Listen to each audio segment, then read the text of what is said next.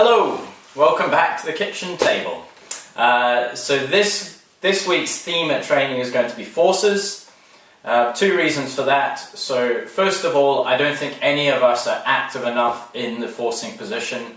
Really at training we should be seeing more turnovers from point blocks and from pressured throws. So I want us to try and be super aggressive with our forces, obviously not to the point where we are fouling.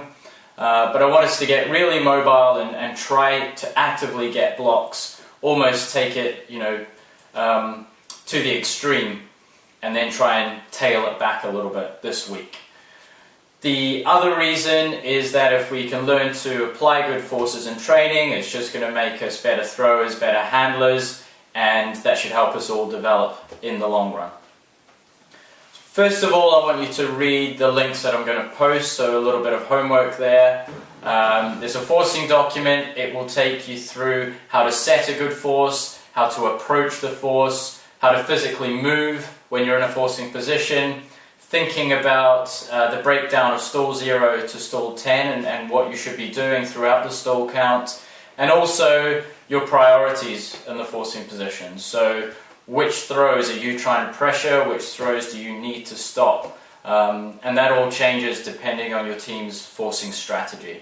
So have a read of that, make sure you understand it all before coming to training. We are going to start the session just by doing a few little reaction drills, try and get you in the frame of mind of getting some blocks, laying out, use your feet to try and get some blocks, maybe bait the thrower into taking a particular throw that you're ready to pounce on. Then we're going to go into games of 5s or 6s. In these games we're going to offer up 2 points for any point block and 1 point for just a regular score. So the idea here is you're not trying to force a certain way, all you're trying to do is get a block on every single throw. Okay? We'll bring it back in. We're going to do a 4-man break force drill to try and make it a little bit harder, a little bit more realistic for the force. Then we're going to go back into games. We're going to ask the force just to keep a one-way force, to try and hold their force this time, but still try to get blocks on anything any sort of break throws. Okay? In these games, we're just going to offer up a single point for a point block and a single point for a regular score. After that, we will go to some big pitch 7s. The focus for these games is again going to be forcing, but we're going to think more about forcing strategy. So we're going to apply some sort of conventional strategies like a one-way sideline force or a force middle or a straight up force, and we're also going to experiment with a few other things. So yeah, I'm going to take you through a few things on the whiteboard just now.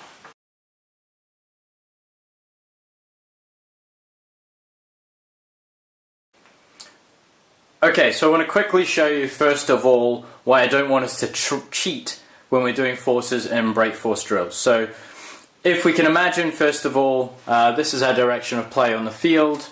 We've got a black token here with the disc. Typically in a drill we're throwing to a single target. This guy might be running or he might be stationary, but generally we'll always know roughly where we're going to throw, and it tends to be quite a small area. As a force, it's really easy to cheat in these drills just by dropping off a little bit, okay, and making it really hard to throw into that small area, because when we're close, it's easier to actually pivot around and almost through the force. So we drop off. But when we think about a game, the area we're really trying to defend is this big red box here, okay? Anything on the break side, and particularly anything upfield of the disc. And if we're to drop off, then we really open up these throws into the break side, and they become a lot easier. We also can't put any pressure on a deep throw going open side, or any sort of swing pass, okay? Which could be just as devastating as the pass straight to this man. So when we want to apply forces in drills, let's make sure that we're marking tight regardless, so we can get used to tight forces.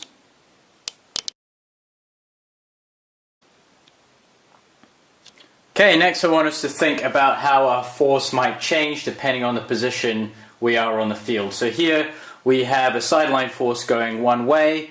If we're going to set up a force on this guy next to the sideline, you know, it's probably going to be quite around to stop any of these throws going back into the pitch, okay?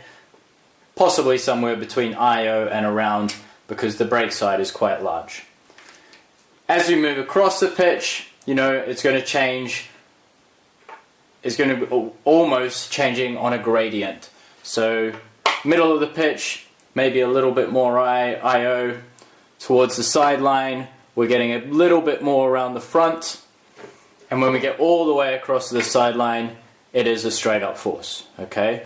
The reason for this is that there is no break side anymore, okay? So we don't have to be around the side. What we really want to do then is put more pressure on the throws that are going upfield. As we've come infield a little bit more, now there is an around throw, but if we can make sure that any around throw really has to go out towards the sideline, it becomes a dangerous throw, so we can still be a little bit more round the front. If we were allowing a throw here that went into the end zone, then maybe we'd have to change our position, okay? And as we get across the field, we're coming more and more to that around position until we're right on the sideline, and the only throw we're going to allow is into this very small space here, which is hopefully going to be pressured by defenders, and we're going to stop anything going back towards the middle of the pitch. So it's like a gradient, a forcing gradient almost.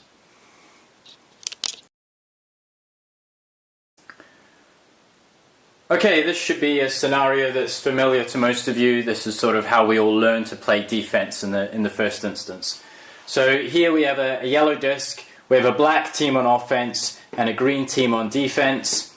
We are forcing one way here, so we're forcing towards the sideline, so we're around to stop the throws going back into the field. And then our defender upfield is marking open side to try and protect the area that isn't guarded by the force, this blue area here. What I want to talk about is a concept called complementing the force, and it really comes into play when you're marking this reset handler here. So the throws being protected by the force is this around throw, but we leave ourselves vulnerable to an IO, okay? So as a reset, when we're marking the reset handler, we're going to set up to protect the blue space, the open side, but we can see that we can also help out the force a little bit by dropping out here and making these IO around the front throws a little bit tougher. So the force is stopping the around throw, we're helping out with the IO throw, okay? Typically doing this at stall 1 to 3 while this handler is looking out field can be really effective, and then getting a little bit tighter as they turn in field to look at their reset. So let's move the disc to the middle of the field now. Okay, we are going to be, we'll put a handler over here as well. We're going to be a little bit more IO with our force now. This open side space is a lot bigger, and off the sideline teams can really attack the IO break sides. So we're going to get IO to put some pressure on these open side throws and to stop the inside out throw.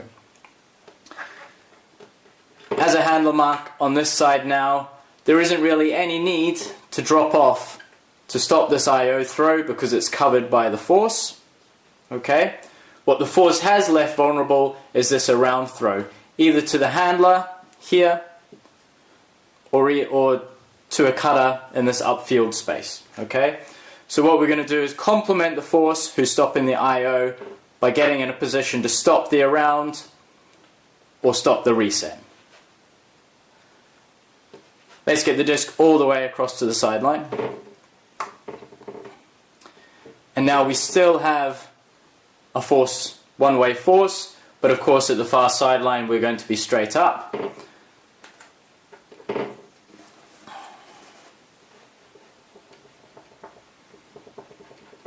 We have our reset handler in position. Okay, here our force is putting pressure on any upfield throws into this area. So we're going to get tight and stop the around throw. Okay? Typically what this does, it takes away the reset and it forces this handler to actually clear out up the line. Okay? And as we get tight and as the force realizes and gets a bit closer, this is a very difficult throw. And this is a great strategy with a middle force or a straight up force to get rid of the offense's reset and get them into a high stall count situation. So I want us to think about complementing the force.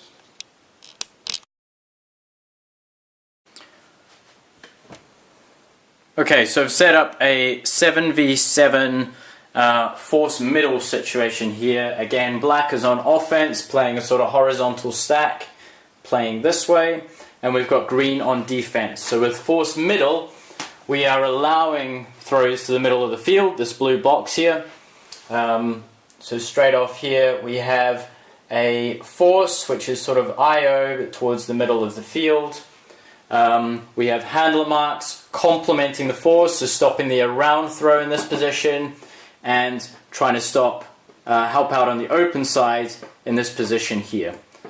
Again, typically for the first 3-4 seconds before they might want to get a bit tighter to stop this reset throw. Okay? Upfield, what we've got is defenders in the middle of the field getting to the position where their bodies are in between the person they're marking and the area of the field that we're really trying to protect. Yes, they're vulnerable to a deep shot here, but what we've got is these players out wide are actually able to step a bit deeper to help out coming across if any deep throws should go. Okay? The reason they are able to do that is that they're not worried about this player making this cut here. Okay? If the disc does move to this handler, yes, this throw is open, but because we're forcing middle, it should be shut off straight away. Okay? So the wide players, as their men drift out wide and are no longer a real threat to the middle of the pitch, they can provide some deep help. They're still in a position, though, where they could win the foot race into that middle position. Okay? So this is what we're thinking about when we're forcing middle. As the disc does move, so let's move it over here, we're going to force back into the middle area of the pitch. Okay? This handler might want to come out here to help protect the open side and complement the force. This guy might find it's better to get a little bit tighter. Okay? But everyone in these sort of positions where this is the area that we're trying to protect.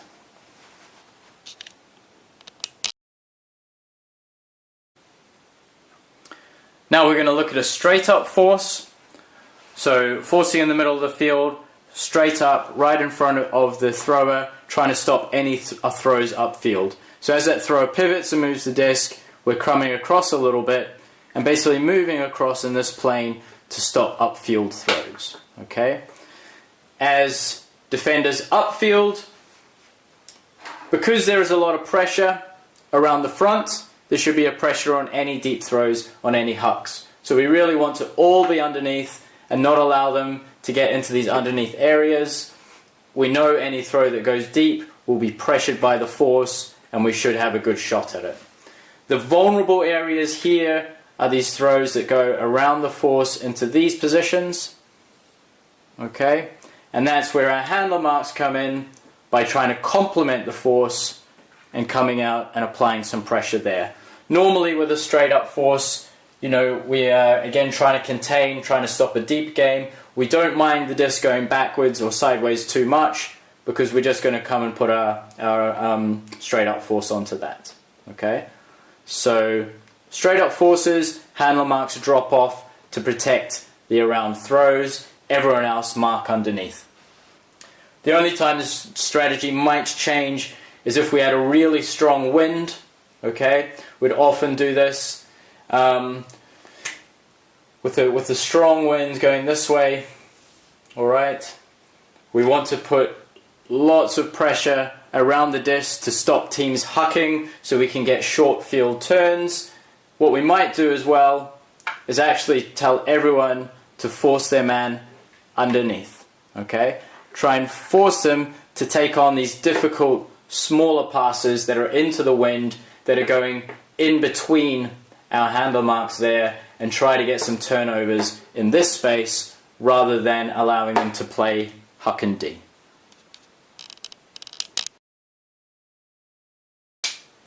Okay, so here's a strategy I often ask my teams to employ when setting a force, and that is to stop the immediate continuation throw, set an IO force for the first few seconds, stall 1, 2, 3, then move around to more of an around position when you anticipate that the thrower is looking for a reset. So this might happen once you get beaten off and up the line cut. The disc goes to here, this guy's in a power position to throw an immediate huck deep. So you're getting around the front straight away to try and stop that, and then once that throw is stopped, immediately getting back to your force position, stopping the IO first of all, for 1, 2, 3 seconds while this guy is looking upfield. Okay, often we don't get the disc and look backwards straight away. Then when you realize that they might be looking for a reset throw, bring your force to more of an around position. Okay, and again, as this handler mark, we're thinking about adjusting our position based on what the force is doing. So as they are around the front, trying to stop the continuation, you might have to dive in here for a second to stop any easy breaks. Okay, as they jump into their IO position, you can get a little bit tighter to make sure you're stopping the around throw into a break area. And as they come right around to stop that reset, just sort of make sure that you're tight enough to your man at a high stall count, but still in a position to stop any IO throws.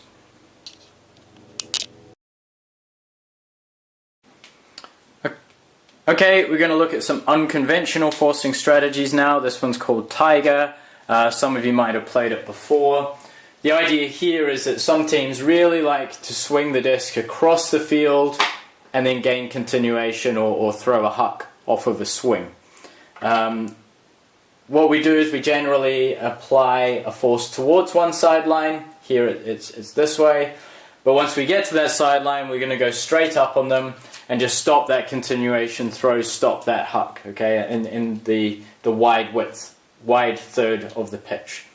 So we allow the easy swing by our handlers dropping off, okay, and as the disc comes across, everyone upfield needs to reposition a bit to make sure that they stay open side. When the disc swings right across, we all shout Tiger. We apply a straight up force. The tricky thing here is the upfield people have to reposition very quickly, okay? Otherwise they're giving up a throw back to the middle of the field. But generally what should happen is teams think they're getting good continuation to swing across, and then they get stuck. They look back to the middle of the field and they're sort of trapped without being able to throw into this area, and they really have to try and swing back across again, and that can be quite difficult to do.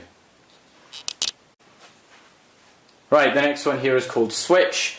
The idea here is just to create a bit of randomness and chaos as a defense, change what the thrower has to look at midway through the stall count, and see if that buys us a few seconds to get to a high stall count and hopefully get a high pressure turnover or a stall out. So pretty simple. At stall 5 we're going to change the one-way force to the other side. Okay? What's really key here is that all of our other defenders realize what's going to happen. They're anticipating stall 5, so we've got a loud stall count, and they're ready to reposition themselves. Okay? It's obviously going to be a little bit more difficult from the middle of the field. So if everyone here is marking open sides, we get to stall 5 and we switch. Okay, we can see all these open side throws now. So at stall 4 these people just start orbiting their man, just coming around the front a little bit because they're ready for the switch. Alright, the final one here we call stop is a bit more experimental. The idea is that we are just going to stop the continuation throw. Okay, that's how we're going to set our force, and everyone else is going to have to adjust.